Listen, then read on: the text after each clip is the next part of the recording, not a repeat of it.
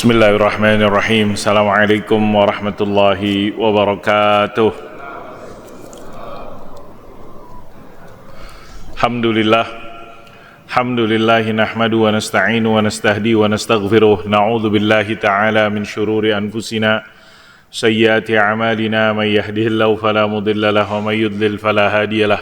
Asyhadu an la ilaha illallah wahdahu la syarika lah wa asyhadu anna sayyidana wa nabiyyana Muhammadan abduhu wa rasuluhu la nabiyya ba'dah. Subhanaka rabbana la ilma lana illa ma 'allamtana innaka antal alimul hakim. Zidna ilma warzuqna fahma ya alim ya hakim ya rabbal alamin.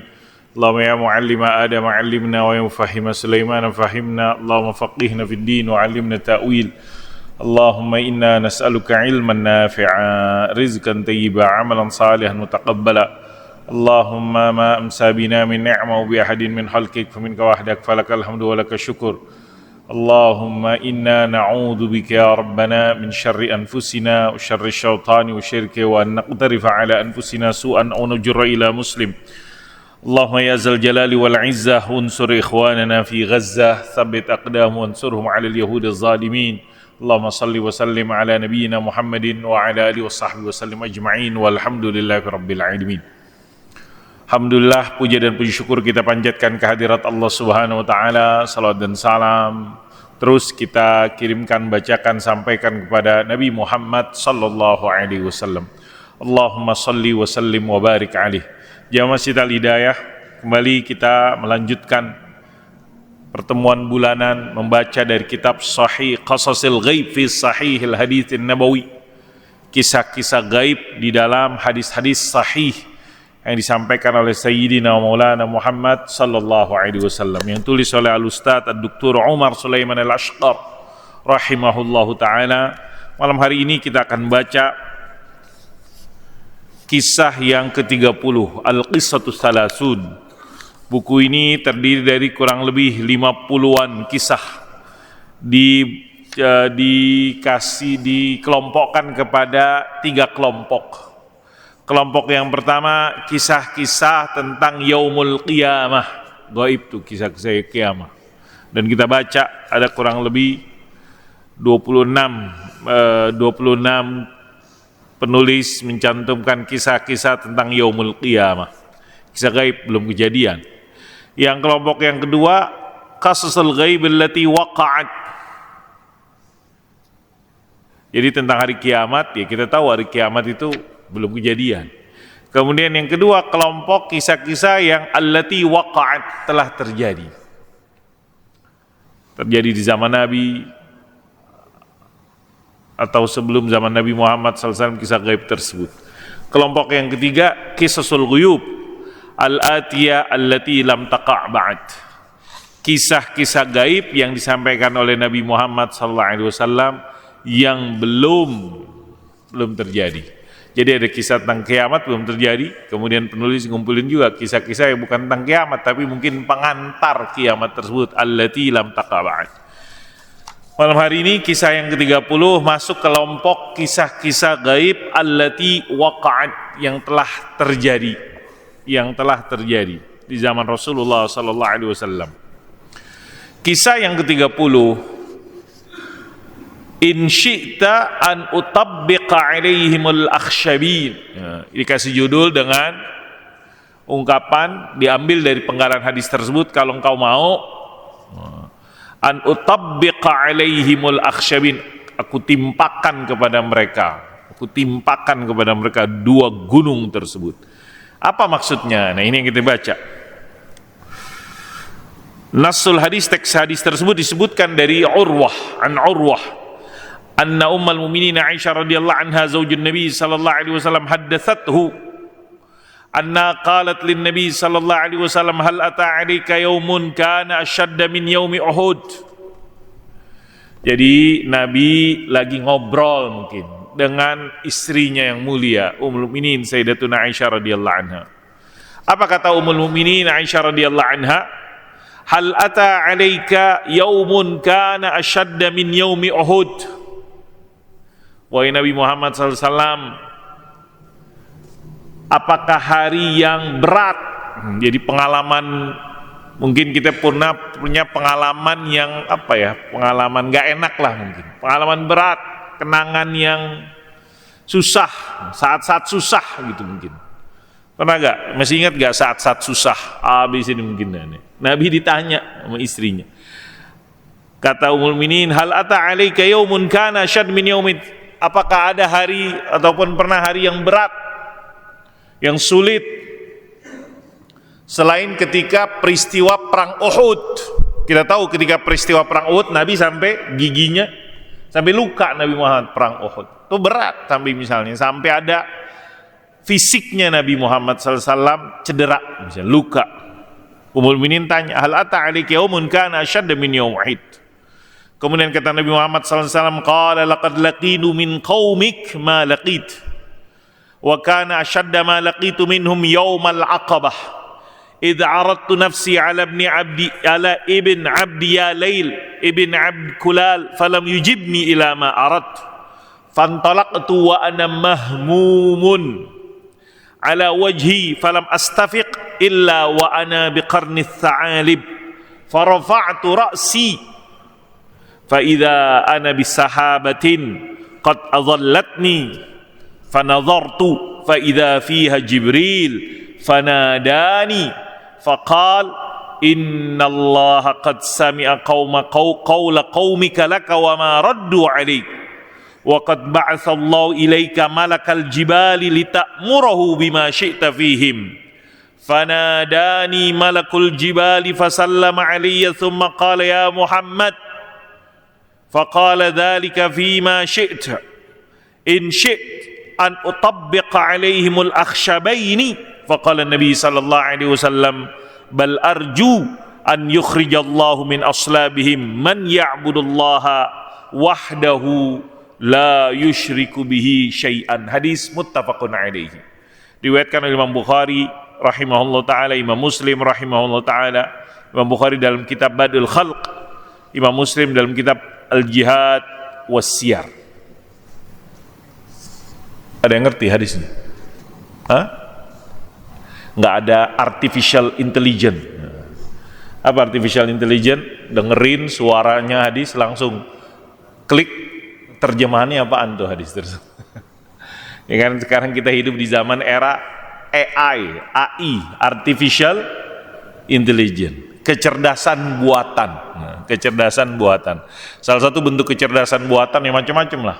Tinggal kita mungkin dengerin atau masukkan satu kata, kalimat, kemudian kita ini keluar itu. Karena udah big data dan seterusnya, Internet of Things dan lain-lainnya, perkembangan dunia teknologi. Jamaah, jadi Nabi ditanya, apakah hari yang terberat selain perang Uhud? Perang Uhud ya udah lewat, mungkin saya nggak tahu nih, ditanyanya mungkin setelah perang Uhud berapa tahun atau berapa, wallah alam bissawab, nggak disebutin. Yang pasti perang Uhud berat kepada Nabi. Perang Uhud itu kan tahun keberapa? Tahun ketiga setelah Nabi hijrah kurang lebih. Berat karena apa? Nabi sampai luka. Bahkan sampai di situ dalam riwayat yang mungkin pernah bapak-bapak juga dengar, ada hoax. Apa hoaxnya? Nabi wafat kan kayak gitu. Ketika perang Uhud, ada hoax Nabi wafat ketika perang Uhud dan yang lain-lain sampai Nabi luka. Kata Nabi Muhammad sallallahu alaihi wasallam, ada, mungkin bahasa saya nih, ada. Apa ada kapan itu? Ketika hari Aqabah. Hari Aqabah itu gimana? Ketika Nabi masih di Mekah. Kita tahu ketika Nabi di Mekah, berat atau sulit ketika Nabi Mekah? Berat dan sulit. Berat saat-saat Nabi Muhammad SAW berdakwah di Mekah itu berat banget, sampai Nabi diboikot, sampai macam-macam. Makanya kalau sekarang ada orang boikot produk-produk yang mendukung, yang terafiliasi dengan negara Zionis, yang sampai saat ini masih terus membombardir, katanya merunding-runding, tapi bom jalan terus. Kata Hamas, gimana kita mau berunding? Anda setiap hari ngebom, setiap hari membunuh. Kita kan pengen stop dulu. Sampai yang terakhir itu, kata Al-Mujahid Abu Ubaidah hafizallahu ta'ala wa ra'ahu, saking mungkin keselnya. Jadi kan kita tahu nih, orang-orang Israel kan masih ada yang ditawan oleh para pejuang. Seminggu yang lalu, mungkin kurang lebih seminggu yang lalu, orang lagi sholat subuh dibom sama Israel, 100-an kurang lebih, di kamp pengungsian dibom. Mendengar berita itu, seorang pejuang yang ditugaskan untuk jagain tawanan, itu tawanannya itu ditembaknya, itu dibunuh tuh. Dan itu bukan iniannya Hamas, etikanya, aturannya, tapi saking keselnya tuh kepada para penjajah tersebut. Kita katanya mau nego, berunding untuk bagaimana, tapi masih terus membom para fungsi-fungsi para penduduk di sana. Sehingga ada berita tuh, kata Abu Ubaidah Al-Mujahid, juru bicara resmi daripada Izzuddin Al-Qassam, sayap militernya Hamas tersebut, mengatakan setelah kita itu bukan prinsip ajaran kami. Tapi ketika kami teliti, interogasi, kesel. Karena apa? Itu tadi. Dia dapetin berita ataupun dia mendapatkan berita bahwasanya anaknya atau keluarganya jadi korban daripada kejahatan para penjajah. Sehingga dia yang harusnya jagain tawanan itu kan nggak boleh dibunuh kalau bisa. Kan menjadi, ya artinya tawanan tersebut bukan untuk langsung dibunuh. Tapi tawanan tersebut itu tadi bisa menjadi sebuah sarana untuk bargaining, perundingan, pertukaran. Tapi itu pejuang tersebut dibunuh, ditembak. Kenapa? Karena dia dapat berita bahwasanya keluarganya atau anaknya dibunuh oleh para tadi itu penjajah tersebut. Tapi demikian.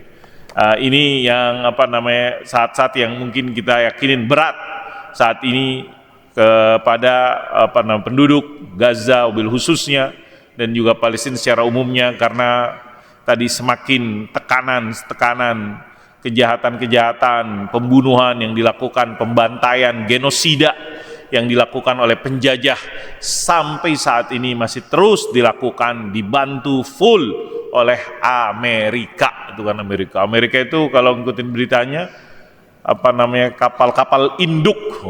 Ada kapal induk tuh apaan? Yang membawa puluhan pesawat-pesawat tempur. Kapal induk yang membawa puluhan pesawat-pesawat tempur. Pesawat tempur buat apa nih? Buat perang tersebut. Allah mansur ikhwanana fi Gazzah ya rabbal alamin. Jadi kata Nabi, ada hari yang berat tersebut. Yaumul Aqabah.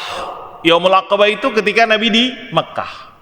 Ataupun ketika peristiwa ada yang kita sebut sebelum Nabi hijrah, kan ada tuh Nabi kenapa Nabi hijrah ke Madinah? Karena ada peristiwa Bai'atul Aqabah 1 dan kedua tersebut yang menghantarkan sehingga Nabi mendapatkan orang-orang yang beriman, sahabat-sahabat yang percaya kepada Nabi, orang-orang di Madinah. Kata Nabi ketika hari Aqabah, bagaimana ya Rasulullah? Maksudnya gimana? Apa yang Nabi lakukan ketika hari Aqabah? Hari Aqabah tersebut pada musim haji. Musim haji banyak orang-orang datang ke Mekah. Orang-orang luar Mekah banyak datang ke Mekah musim haji. Sama kayak sekarang. Sekarang mah nggak hanya musim haji, sekarang udah musim umroh. Setiap hari juga banyak orang-orang yang datang ke Mekah. Wabil khusus pada musim haji. Saya nawarkan, saya dakwahkan, saya jelaskan, saya terangkan tentang Islam kepada orang-orang kabilah-kabilah yang datang pada musim haji tersebut. Ayo percaya kepada Allah dan seterusnya. Kata Nabi, Yaumul Aqabah idza artu nafsi, saya ketemuin tuh salah seorang tokohnya yang bernama ini Ibn Abdiyalail Ibn Kilal. Siapa tuh dia? Tokoh, Nabi temuin tuh tokoh dari kabilah yang dia tinggalnya di daerah Taif, ahli Taif, Sayyidi ahli Taif, disebutkan dalam keterangan penulis. Ibn Abdiyalail Ibn Abdi Kulal adalah seorang tokoh didatengin, pentolan, pemimpin daripada ahli Taif. Tawarkan, dijelaskan, mungkin Nabi menyerukan atau mendakwahkan, Nabi mendakwahkan kepada mereka. Terus kata Nabi, dia malah mungkin menjawabnya, meresponnya dengan buruk, mungkin nggak disebutkan di sini, mungkin apaan tuh atau apalah mungkin. Pokoknya Nabi mengajak dengan baik tapi ditolak dengan buruk.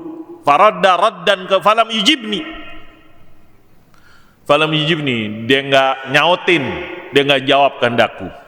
Akhirnya saya meninggalkan dia. Wa ana mahmumun, kata Nabi dalam teks. Saya sedih. Gimana nggak sedih? Mungkin udah sampai, mungkin kalau mungkin istilah klimaks puncaknya, kaumnya kagak ada yang mau atau dikit. Orang-orang baru yang datang begitu juga. Wa ana mahmumun, kata Nabi, saya sedih. Sehingga saking sedih, saking kebingungan, kata Nabi Muhammad sallallahu alaihi wasallam. Apa namanya, orang kan kalau misalnya kita kebingungan, pernah orang kebingungan? Kebingungan itu mungkin keluar rumah jalan nggak jelas mau kemana dia tuju. Mungkin kalau ada sekarang. Kalau orang kebingungan atau orang sedih atau pelampiasan, kata Nabi, akhirnya saya berjalan, saya sedih. Alau falam astafiq, saya nggak sadar saya berjalan jauh sampai kurang lebih 70 km sampai 70. Jalan sampai 70 km. Nggak disebutin sih di sini. Cuman kata Nabi, saya nggak sadar kecuali saya udah di Qarnis Sa'alib. Qarnis Sa'alib, saya cari apa maksudnya Qarnis Sa'alib, adalah daerah di luar kota Mekah yang itu menjadi mikot orang-orang Qarnil Manazil sekarang. Dalam keterangan Google, saya share di Google, berapa sih jaraknya Qarnil Manazil kepada Mekah? Kurang lebih 70 km. Jauh sampai Nabi itu. Wah, namun saya jalan, gak jelas, mungkin bingung. Tahu-tahu saya sudah sampai di Qarnil Manazil, Qarnis Sa'alib, dan tahu-tahu saya lihat ada awan. Malaikat Jibril. Fa idza ana bisahabatin, saya melihat, saya jauh tersebut. Jadi dua marhalah Qarnil Manazil. Jadi orang-orang ihram tersebut, ahli Najd. Wa qad kana Rabbu tabar yuasi rasulahu fi ma yusibu min rahqi nafsin aw jasadin. Nah, ketika Nabi dalam keadaan tersebut, saya melihat awan. Ketika saya melihat sadar, saya udah di jauh nih jalan. Sudah ada awan yang ngeliputin saya, ngikutin saya. Ternyata di situ ada Jibril. Terus apa kata Jibril? Allah mendengar. Bagaimana itu, apa Allah tahu yang dialamin oleh engkau? Bagaimana jawaban itu Ibn Abi Yalail Ibn Kilal yang menolak Nabi, yang nggak mau ikutin ajakan Nabi, berat pada Nabi, berat yang dihadapin oleh Nabi, respon-respon mereka, berat yang dihadapin oleh Nabi, penolakan-penolakan mereka. Pernah gak kita ngajak, kemudian kita ngajak kepada kebaikan, ternyata kita ditolak? Atau mungkin bahasa anak muda, pernah gak anak muda nembak gitu, nembak kalau tepat sudah tersebut, kemudian ternyata ditolak, mungkin dengan cara-cara yang baik, mungkin kalau atau lebih, itu sebenarnya lebih dari itu. Nabi ngajak kepada keimanan kepada Allah Subhanahu wa taala. Ternyata jawabannya ya di luar daripada keimanan. Mungkin puncak, kalau Nabi kan udah bertahun-tahun dakwah tersebut. Di Mekah ini kan 13 tahun. Saya nggak tahu, mungkin di tahun ke-11 atau ke tahun ke-12. Karena peristiwa Aqabah tersebut dipahamin 2 tahun sebelum Nabi hijrah ke Madinah. Ketika udah mentoklah di Mekah dan sekitarnya, orang-orang mau menjawab dakwanya Nabi, percaya kepada Nabi, Allah bukakan. Tapi Nabi terus dakwah, tapi Nabi terus menyampaikan. Allah bukakanlah hatinya orang-orang di luar kota Mekah. Jibril bersama malaikat yang lain di awan tersebut ada Jibril. Kata Jibril, Allah tahu, Allah dengar, Allah ngelihat, Allah menyaksikan bagaimana balasan penolakan kaummu tersebut. Terus Allah tahu Nabi sedih. Allah tahu Nabi sedih. Terus, kata Jibril, ada malaikat yang penjaga gunung. Ikut juga nih. Terserah. Engkau mau suruh dia apain, terserah. Dia siap. Jibril panggil, "Wahai malaikat gunung, ceritakan tuh kepada Nabi, sampaikan kepada Nabi Muhammad," kayak gitu. Kata Nabi,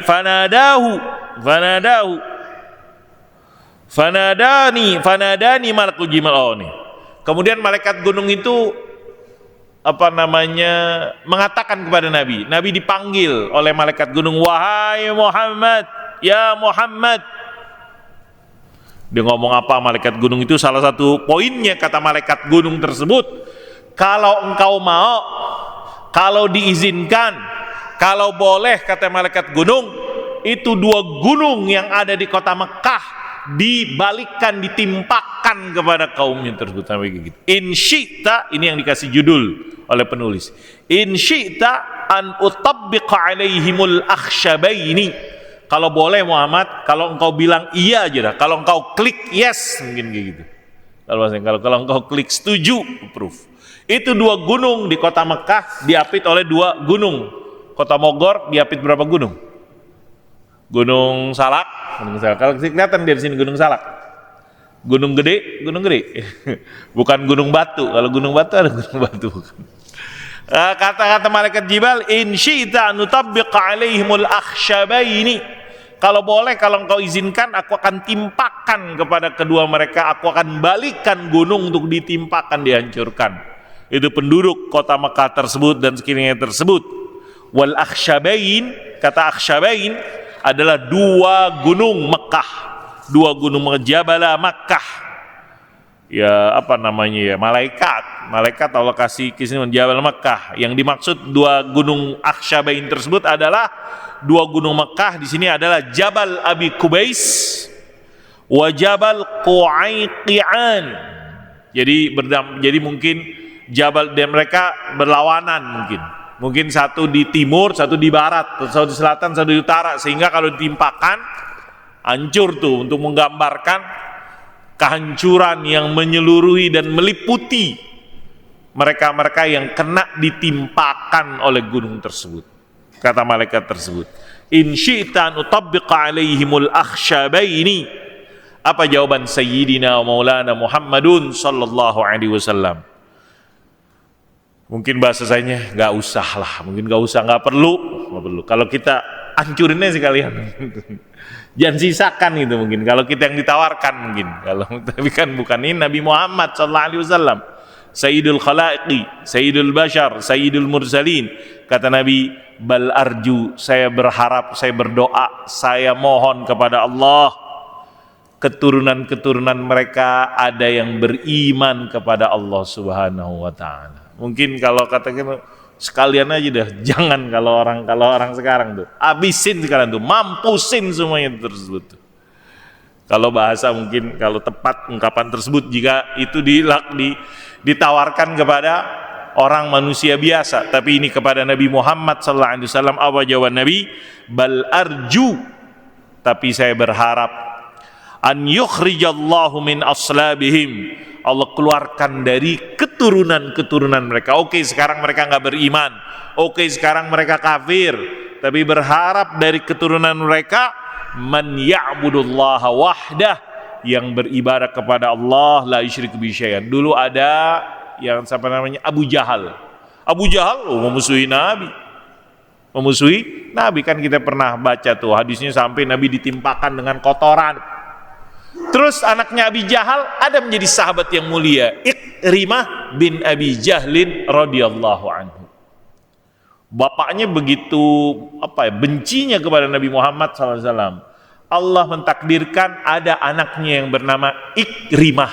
Kalau pernah dengar nama Ikrimah bin Abi Jahlin, itu termasuk sahabat mulia radhiyallahu anhu yang masuk Islamnya setelah peristiwa penaklukan kota Mekah, pembukaan kota Mekah. Dan contoh sahabat-sahabat yang lain, contohnya sahabat Khalid bin Walid radhiyallahu anhu ketika peristiwa perang Uhud, hujan. Allahumma shayyiban, memang panas juga, kita udah berhari-hari belum Allah kasih hujan. Allahumma asqina ghaithan, Allahumma shayyiban nafi'an, Allahumma asqina ghaithan mughitan ya rabbal alamin. Sahabat Khalid bin Walid radhiyallahu anhu ketika peristiwa perang Uhud adalah sahabat yang memerangi Nabi Muhammad karena belum Islam, dan yang lain-lainnya contoh yang bagaimana Allah membuktikan. Jadi ini kisah Nabi udah kejadian, kisah kejadian. Apa Nabi ditawarkan oleh malaikat untuk membalikkan dua gunung Mekah untuk ditimpakan kepada penduduk kota Mekah dan sekelilingnya gara-gara mereka menolak atau membuat Nabi Muhammad sallallahu alaihi wasallam sedih. Tapi Nabi Muhammad alaihi salawatu wassalam lam yukhrijhu ma asabahu bi qaumu an tawrihi. Nabi enggak pendendam. Jadi tadi saya katakan kalau kita manusia, kayak tadi tuh berita seorang prajurit di Izzuddin Al-Qassam mendengar keluarganya dibantai itu, dibunuh itu tawanan Israel tersebut. Gara-gara apa ya? Dia dendam lah, bahasanya kita dendam. Kenapa ya? Dalam diri manusia ada tuh dendam. Ada gak dendam? Ada gak dendam? Jokowi dendam gak ke Megawati? Oh, kalau misalnya itu orang yang ditanya, ya udah gak usah dibahas. Bapak-bapak lebih tahu mungkin. Banteng udah dipotong lehernya, pohon beringinnya ditebang. Nah, pohon beringin ditebang kata orang tersebut. Dan yang lainnya tersebut. Mungkin gak ada dendam, mungkin aja wala. Kita kadang-kadang itulah kelemahan kita manusia. Kalau kita udah bawaannya dendam, bisa jadi, bukan bisa jadi, kita berpotensi kita akan melampaui batas. Ada orang gara-gara dendam, kesal dan lain-lainnya. Mungkin gak hanya orang dibunuh, tapi ada dimutilasi. Innalillahi wa inna ilaihi raji'un. Gara-gara kesalnya dendam yang tersebut. Mudah-mudahan kita jangan sampai ada perasaan emosi, dendam, kesal dan seterusnya. Maka Nabi Muhammad tuh, ini Nabi Muhammad SAW. Maka Nabi Muhammad, kalau Nabi dendam, udah itu, ya udah malaikat hancurin aja sekalian. Mungkin Nabi Muhammad tidaklah dendam tersebut menguasai dirinya. Tapi Nabi memilih as-sabar wal ihtisab. Nabi memilih sabar, Nabi memilih bertahan, Nabi berharap pahala di sisi Allah Subhanahu wa taala. Mudah-mudahan kalau sekarang bapak-bapaknya kagak mau beriman, susah dapat petunjuk, mudah-mudahan dari keturunan mereka ada yang menyembah Allah Subhanahu wa taala tabaraka wa taala, dan waqad sadaqa zannuh wastajaba Allah li rajaihi. Dan benar, ya kan? Gak lama lah mungkin setelah peristiwa tersebut, 5 tahun, 10 tahun, mungkin kurang lebih. Setelah itu kan banyak orang-orang dari Mekah dan luar kota Mekah. Ya, jadi gak nyampe 10 tahun kurang lebih. Nabi Muhammad SAW, peristiwa Fatu Mekah itu dikatakan tahun ke-8 Hijriyah. Setelah Nabi hijrah, Allah Subhanahu wa taala membukakan hatinya orang-orang Mekah dan yang lain-lainnya sehingga mereka beriman kepada Rasulullah sallallahu alaihi wasallam, termasuk yang tadi contohnya itu adalah sahabat yang mulia Ikrimah ibn Abi Jahlin radhiyallahu anhu. Bapaknya kafir, bapaknya membenci Nabi, tapi anaknya menjadi salah seorang kesatria pejuang, mujahid setelah masuk Islam, setelah beriman kepada Nabi, dan juga sahabat-sahabat yang lain. Pelajaran yang disebutkan oleh hadis singkat ini, ibarul hadis wa fawaiduhu wa ahkamuhu. Ada 5 pelajaran yang disebutkan dalam hadis singkat ini tentang hadis tadi, kisah yang ke-30, in syi'ta nutabbiqa alaihimul akhsyabaini, in syi'ta nutabbiqa alaihimul akhsyabain. Apa kata penulis? Nabi tadi mengatakan wa ana mahmumun, saya sedih, saya berduka. Untuk menggambarkan betapa berat cobaan, kondisi, keadaan yang dijalanin, dihadapin oleh Nabi Muhammad SAW. Sehingga saking beratnya, saking sedihnya, saking dukanya, saking Nabi jalan kayak orang kehilangan, kayak orang nggak sadar. Saking itu peristiwa yang tersebut. Mungkin ada orang yang linglung gara-gara sedihnya. Mungkin kalau ada orang misalnya sekarang orang depresi, orang mungkin bahasanya ada yang stres. Kadang-kadang orang stres itu nggak jelas apa yang dilakukan, linglung, kebingungan. Di sini digambarkan bagaimana beratnya yang dihadapi oleh Nabi, siksaan, penolakan, syiddatu mu'anat, peristiwa-peristiwa yang dijalani oleh Nabi di dalam bagaimana melaksanakan dakwatil Arab ilal Islam, mengajak orang Arab untuk masuk Islam. Kayak sekarang kan orang Arab banyak gak yang membantu Palestina? Lebih banyak yang masih ini, banyak mungkin yang Palestina. Hanya saja mungkin ada juga analisanya, Kenapa Israel bisa begini kepada Palestina? Gara-gara orang Arab sekelilingnya diemin aja gitu-gitu. Totalitas dari orang-orang luar untuk membantu, di sini lagi totalitas pembiaran dari negara-negara sampai Iran. Iran itu bukan orang Arab. Jadi kan ada yang komentarin, kenapa yang kemarin meninggal pemimpin Hamas, Al-Mujahid Abul Abd Ismail Haniyeh rahimahullah ta'ala ke Iran? Dijawab, ya mau ke Mesir, Mesirnya koalisi kepada Israel misalnya mungkin. Mau ke negara-negara Arab yang tetangga lagi, mungkin Saudi berhubungan baik mungkin dengan Israel dan seterusnya. Terus ya udah mungkin ada mungkin kayak gitu. Ada alasannya. Kenapa ke negara yang Syiah misalnya? Karena yang kelihatannya sampai saat ini membantu di luar Gaza adalah orang-orang dari Syiah tersebut. Terlepas dari masanya kita Ahlus Sunnah berbeda dengan Syiah tersebut di dalam hal berapa tentang prinsip-prinsip keyakinan.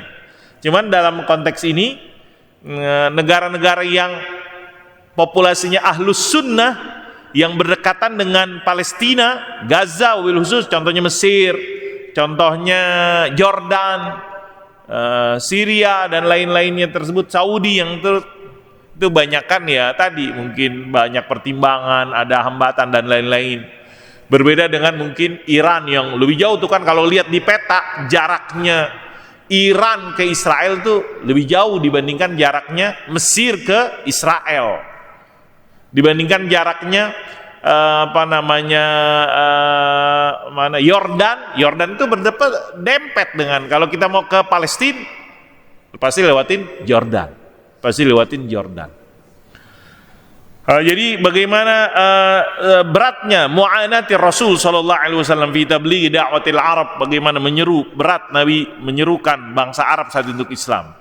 Sampai Nabi tadi tuh saking sedihnya, berdukanya, mahmumun, Nabi dapatin dirinya jalan sampai jauh tersebut Qarnith Tha'alibi. Nah, yang kedua pelajaran yang bisa kita ambil, sabatur Rasul sallallahu alaihi wasallam ala da'wati. Meskipun demikian tapi Nabi tetap konsisten, perseverance. Bahasa Inggris artinya Nabi tetap terus berdakwah sekalipun berat. Nah, ini mungkin pelajaran kepada kita.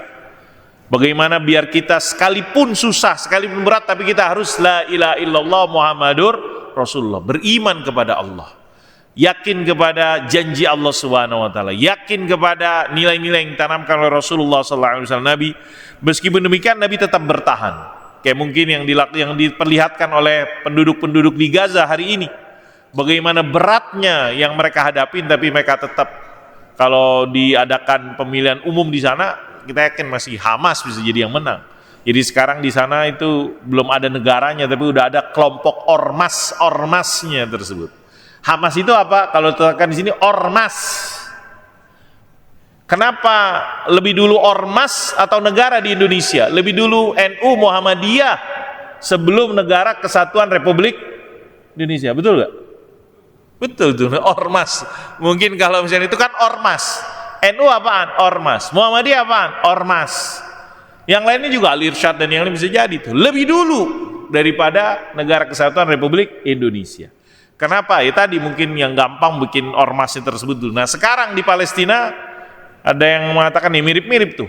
Udah ada negara Palestina, udah ada belum? Ada sih yang boneka yang dibikin oleh Israel yang pimpinnya dari kelompok Fatah tersebut, tapi kan beda misalnya dengan yang ada di Gaza dan lainnya. Di sama Israel ya dibuat sedemikian rupa sehingga berkonflik, sehingga kalau misalnya apakah Mahmud Abbas merepresentasikan Palestina, ya mungkin oleh orang Fatah iya, tapi oleh Hamas kan ada dua kelompok ormas besar. Dan masih banyak mungkin ormas-ormas lain selain kelompok Fatah dan Hamas yang ada di Palestina saat ini. Kemudian yang ketiga, kata penulis pelajarannya, inayatul Rasul, inayatullah bi rasulihi sallallahu alaihi wasallam wa muasati lahu fi ma yusabu bihi. Jadi ini Nabi berat yang dihadapi, tapi Nabi tetap terus konsisten. Nabi tetap terus bertahan, Nabi tetap terus sampaikan. Kemudian yang ketiga, gara-gara Nabi tetap terus konsisten, terus bertahan, bagaimana inayatullah, perhatiannya Allah Subhanahu, pertolongan Allah Allah hibur Nabi Muhammad dengan apa yang dihadapi.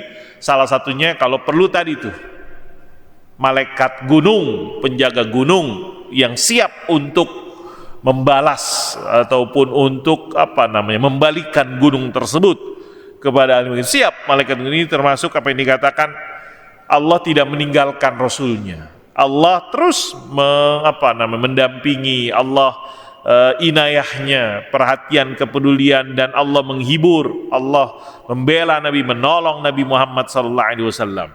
Pelajaran yang keempat yang penulis sebutkan adalah Nabi Muhammad ini begitu begitu sayangnya, begitu kasihnya, begitu sabarnya, sehingga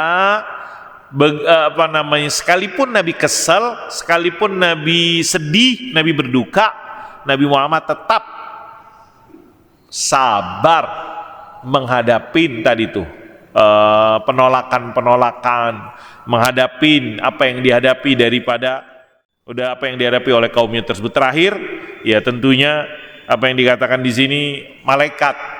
Di sini di hadis ini malaikat. Kalau malaikat jangan ditanya lah. Artinya malaikat adalah makhluk Allah Subhanahu wa taala yang punya keistimewaan. Salah satu keistimewaannya gunung tersebut kayak gimana tingginya gunung, dengan izin Allah Subhanahu wa taala, dengan kuatannya tersebut bisa ditimpakan kepada orang-orang yang diinginkan oleh Nabi Muhammad, tapi itu tidak diambil oleh Nabi Muhammad sallallahu alaihi wasallam. Hadza billahi taufik. Demikian, semoga ada manfaatnya. Bismillahirrahmanirrahim. Alhamdulillahirabbil alamin. Allahumma shalli wa sallim ala sayidina Muhammad wa ala ali sayidina Muhammad. Allahumma anfa'na bima 'allamtana, 'allimna ma yanfa'una, warzuqna ilman yanfa'una. Rabbana ighfir lana wa liwalidina wa limuallimina wa liikhwanina alladhina sabaquna bil iman. La taj'al fi qulubina ghillan lil ladzina amanu. Rabbana innaka raufur rahim. Rabbana atina fid dunya hasanah wa fil akhirati hasanah wa qina adzaban nar. Sallallahu ala nabiyyina Muhammadin wa ala alihi washabbihi wasallam. Walhamdulillahi rabbil alamin. Subhanakallahumma bihamdika asyhadu an la ilaha illa anta astaghfiruka wa atubu ilaik. Assalamualaikum warahmatullahi wabarakatuh.